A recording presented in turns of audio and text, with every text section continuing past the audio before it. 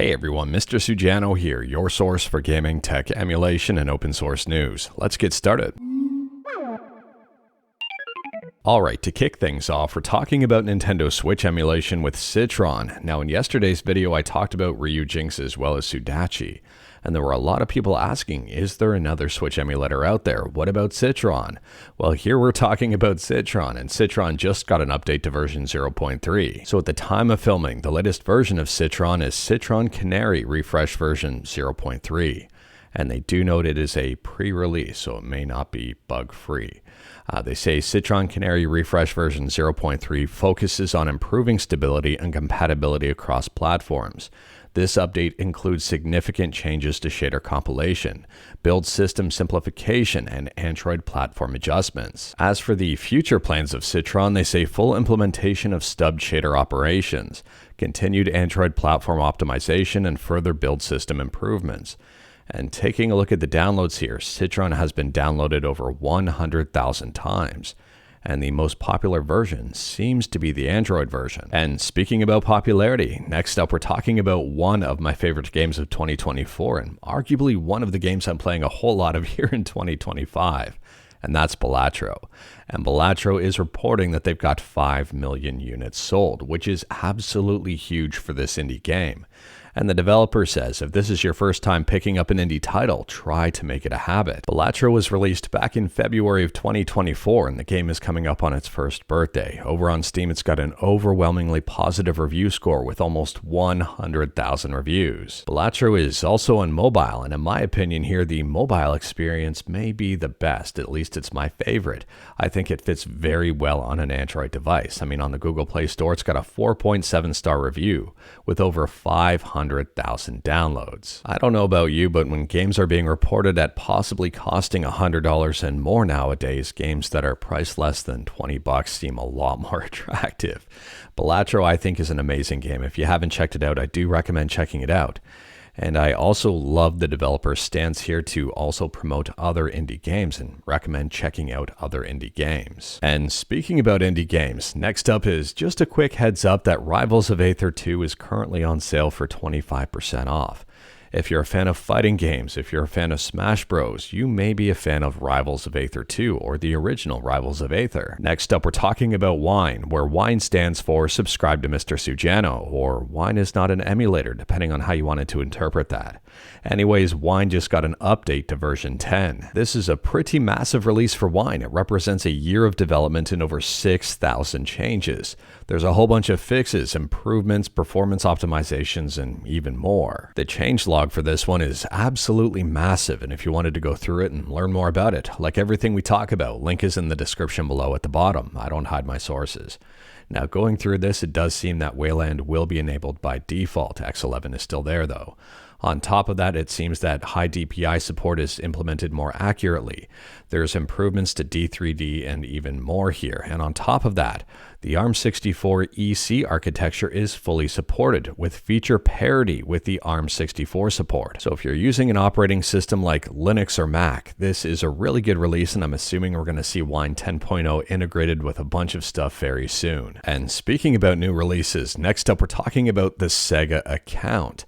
Sega has just unveiled a Sega Account system, and well, this one is interesting. I guess it may be a good thing if you're a fan of Sega games and have a whole bunch of them. The first question I'm assuming a lot of people are asking is, what is a Sega Account? And they explain it here as a profile that lets you maximize Sega's online services and offers a ton of benefits.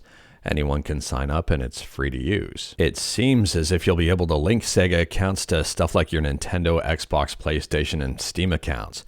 And they say here you'll get benefits while playing Sega and Atlas titles and using their online services. By creating a Sega account, you'll receive the latest news about Sega Atlas games, events, and promotions.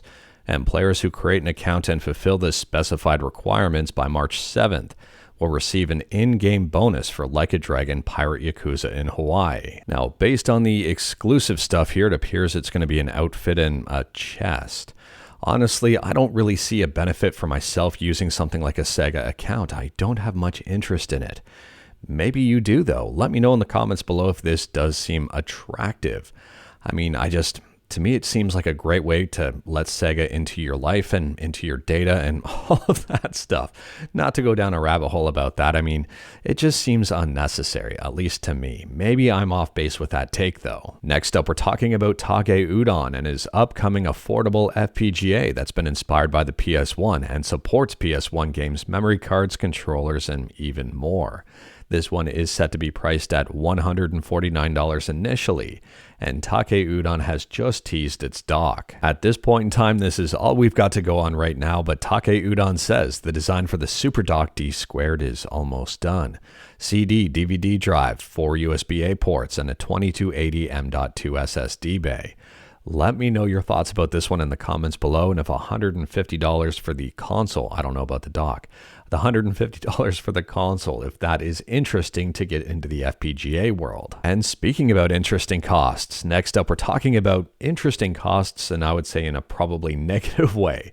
We're talking about Resident Evil 2, and it's being reported that RE2 is struggling to reach $100,000 on mobile. So RE2 on iOS is restricted to more recent and higher end devices. You can't play this with like a 10-year-old iPhone. And taking a look here, the game did launch on December 10th, and I think we did talk about the price point on this one. The retail price of this game is $40. Now, it started out as free to start with a price point of $10 just to start out. And then the price was hiked to $40, and it seems that the price hike here is killing sales of the game. So the article says between December 10th to January 8th, the game was priced at $10, which means around 9,500 people bought the game, and Capcom made $95,000. And when the game was priced at $40 after January 9th, they've only made $7,000. So 175 people have bought the game at full price of $40. Based on this information, and I guess previous data as well, it just seems that full-priced games or games priced above $40 is not really attractive on mobile. The appetite just isn't there. I could be wrong with that, but the data doesn't really seem to lie. I mean, I'm not joking when I would say I probably wouldn't want to pay $40 for Resident Evil on mobile. I'd much rather pay $10 for it. But at the same time, in Canada, I paid, I think, $13 for a Balatro on mobile, and I'm very happy with that. And to me, that's a really nice price-performance ratio. $15 and less is where I'm comfortable with. I don't know about you. Let me know your thoughts about that. What price of mobile games is kind of your breaking point? And speaking about spending in mobile games, next up we're talking about Pokemon TCG Pocket. And it turns out that one single person has spent more in Pokemon TCG Pocket than Capcom has made all year so far, I guess, in Resident Evil 2 on iOS. So they made just over $7,000, and well, someone here has spent $8,500 in Pokemon TCG just to hit the daily Poke Gold limit. Based on this information and a lot of other information, it seems that free-to-play games are not going anywhere anytime soon, and a lot of them are cash cows. And the person who's been paying this money says, I've been paying the maximum amount every day since the release date and have achieved 50,000 cards. I don't know if that's something to be excited about or brag about, or if they'll be very upset when inevitably Pokemon TCG Pocket gets shut down. Now, for clarification, I don't think Pokemon TCG Pocket is going anywhere anytime soon, but if you take a look at a lot of other gacha games out there, it just seems that when they shut down, all the money that people have spent in them has gone to waste, unless they don't think it was waste because they enjoyed the game while it was around. I'm just saying there, and that may be a negative point of view, but I mean, at the same time here, spending that kind of money on one game seems a lot. Like, it just, to me, seems ridiculous. But I don't know, maybe people enjoy games that much, they want to spend that much in them. And continuing to talk about video games and costs, next up we're talking about the 25% tariffs. So in a previous video, we talked about how it was being rumored that GTA 6 was going to cross the $100 price point. Well, it seems that things may happen a little bit sooner rather than later with the 25% tariff. So Matt Piscatella is an analyst, and this is technically speculation or analysis, and it hasn't been proven true just yet. I mean, I don't even think the tariffs are in effect just yet, if they ever get put into effect.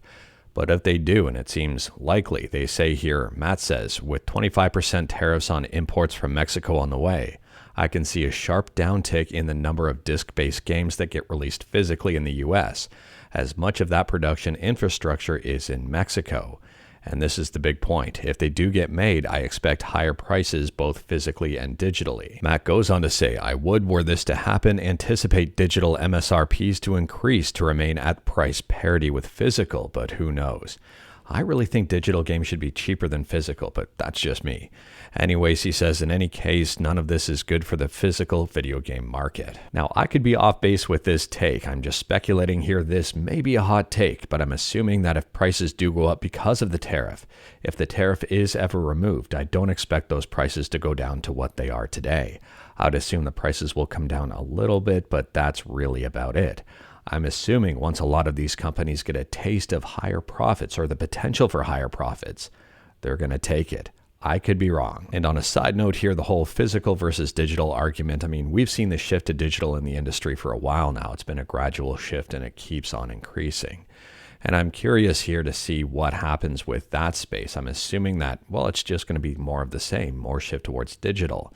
Why digital is costing the same as physical is beyond me. But I mean, at the same time here, it just does seem that digital is the future. I mean, we've got consoles now that are being released without disk drives. Next up, we're talking about Telegram, and the reported downfall of Telegram seems to be continuing.